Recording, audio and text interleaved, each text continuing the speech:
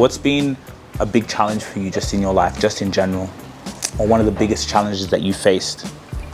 Losing my best friend. I don't think there's a day that goes by without me thinking about him or like mentioning him in some way. So like that's definitely one thing that I've been trying to get better and go, like move past. But like it's hard, it's really hard. Wow. So like you guys were close friends? He was my best friend, like my best friend, like this. Like your homie, like this. Wow. Like this. He was literally supposed to come to my house that day that he died. So yeah, I'm originally from Atlanta, Georgia. And so you've raised here.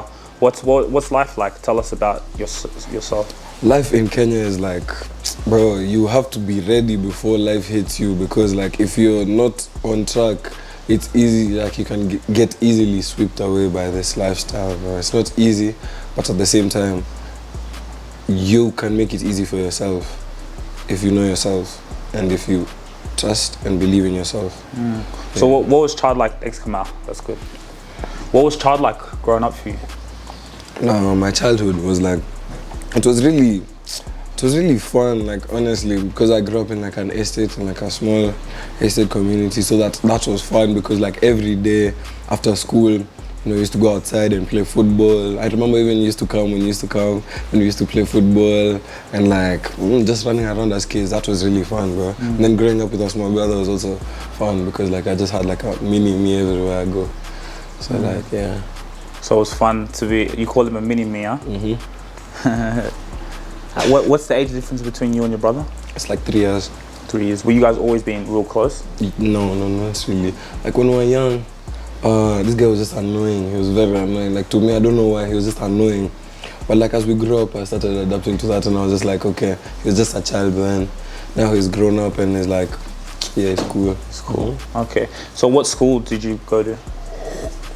The first school I went to was St. Mary's. That school was so trash, bro. I don't like I get PTSD flashbacks from that school, like I was in war or something. That school was not good, but like, you know, I made it through 10 years until like year 10, and then I moved to Kenya, and then yeah, that's why I feel like life really. That's why I grew up now for real, because like in when I wasn't in a boarding school, I feel like I was just chilling, because like I would go home every day, I would use my phone every day, and I would just like easily get distracted. But like when I locked in, like when I was in a boarding school, like I actually had to lock in. So like, yeah, that's why I went to. So when you went to the boarding school, what do you think, like what made you grow? I feel like it's the people and the surroundings, you know. I was surrounded by, first of all, the school I was in before wasn't mixed. So like when I went to Kenya, it was a mixed school, so I was surrounded by boys and girls. So like, you know, it grows you up, because now you're seeing what girls like and what girls don't like, and you're also seeing how niggas act and how you shouldn't act. So like you just learn some things and you learn games, so like it just puts you on. I feel like and like you also, do you feel like it made you become a bit more independent as well? Yeah, definitely, because I had to wash my own clothes. I had to do things all by myself. Like basically it was just dependent on me.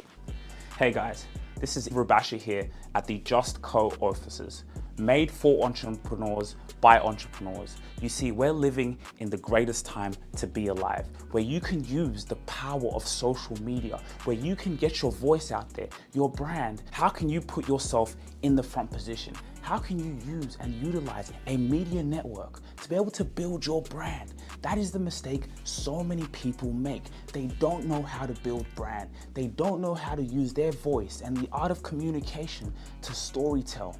We have that platform, the Rubasha Family Podcast, made for entrepreneurs by entrepreneurs, where you could utilize the power of social media to get your voice out there. You're gonna either do two things. You're gonna keep scrolling, or you're gonna take action and create history with the revolutionists. You have one choice. Don't be like the 98%. Take action now. If I didn't do it, no one else was gonna do it for me. Making my bed, showering even, because some of you niggas were stinky, bro. Y'all didn't shower. Y'all niggas were stinky. But like, yeah, you just have to do things for yourself. And like, yeah. Yeah, that's interesting. I think, you know, you going to boarding school and different experience, you're in a, it's kind of uncomfortable a little bit because you're used to a certain way. Yeah. Let me ask you, because you're 18, again, you're a musician here, you're breaking through in the Kenyan scene here, and I believe you're going to take it all over the world. Before we get into your music career, what's been a big challenge for you just in your life, just in general? Or one of the biggest challenges that you faced? Losing my best friend the starting of the year. That, like, I still haven't healed from that. That has impacted me like heavily. I don't think there's a day that goes by without me thinking about him or like mentioning him in some way. So like that's definitely one thing I've been trying to get better and go, like, move past. But like it's hard, it's really hard. Wow. So like you guys were close friends? He was my best friend, like my best friend, like this. Like your homie, like homie. this. Wow. Like this. He was literally supposed to come to my house that day that he died. Yeah, I called him with mom's phone. Like that's how close we were. Like mom even had his number. That's how close you guys were. And he passed. Yeah, so like in the afternoon. So like that, I called him that morning with mom's phone. I was like, yo, I'm at your school, I'm at your uni, I want to move, I want to join your uni, I want to do the same course as you. So I'm really excited for that because we're going to be in school together again. And then the afternoon, I went to shave my hair. And then Jay calls me. And then he's like, yo, I think Alan passed. I'm like, bro, what are you even talking about? Like, that's not a funny joke. And then he sounded like he was crying and he was serious. So I was like, damn. Then I'm trying to call his phone. I rang his phone like so many times. Then his uncle picked up and he said he can't talk right now. He's at hospital. Like, not Alan, but like the uncle can't talk right now. He'll tell me everything that's going on, but just not right now. Yeah, so it was like, damn. I slept over at Jay's house for like 2 weeks. No, for like a whole month. You slept at his house? Yeah, at Jay's house, just because there's no way we're going through it for real. You know, it was like me, Jay, and Alan were a trio. So like now losing one of them is like, damn, just feels empty. Do you feel like in what you're doing now, like you're carrying his spirit with you, like when you're going places? Definitely, because this nigga used to tell me all the time, start making music. I was just like procrastinating with it. And when he passed, I was like, damn, let me actually try. And then also you gave me advice. I remember even the day you called me, it was his birthday. I went to his house. The day you called me. Wait, when did I called you? Like 2 years ago. Okay. Like 2 years ago, yeah, you called me. Then you told me, like, if I want to start music, I should, yeah. I remember.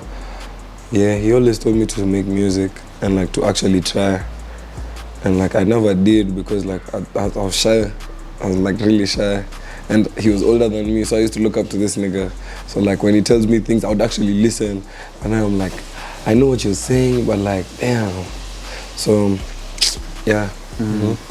And it's powerful how you're just like, there's not a day that goes by where I'm not thinking like you don't think about him. And like I'm sure to the way you're performing in front of people, like he's looking at you, and so you may even feel like, damn, I wish he was here to see all this. All the time. You think that? Because I'm just like, imagine how much fun it would be if he was here. Because this is something he used to always talk about. Now imagine if he was here seeing it.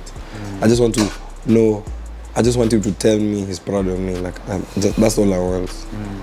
Like that would definitely make me feel like 20 billion times better if he just told me he's proud of me.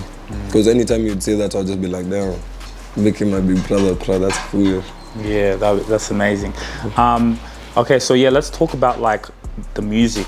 You know, how did this start? How did this passion start? Have you always been doing it? Yeah, I've always been singing ever since I was like a jit, ever since I was a baby. I've always been singing. You know, mom also sings. So like, she also like encourages me to sing.